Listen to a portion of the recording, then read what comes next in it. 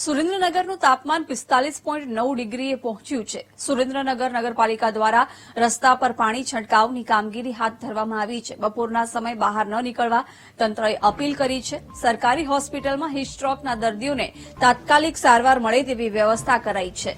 દર્દીઓને સારવાર મળી રહે તે માટે અલગ ટીમ પણ તૈનાત કરાઈ છે।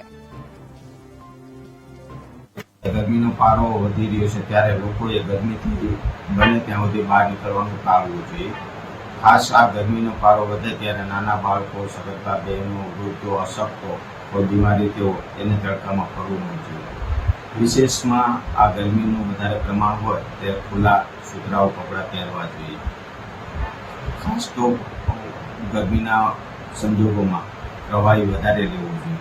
શક્ય હોય તો લીંબુ શરબત પણ પીવું જોઈએ।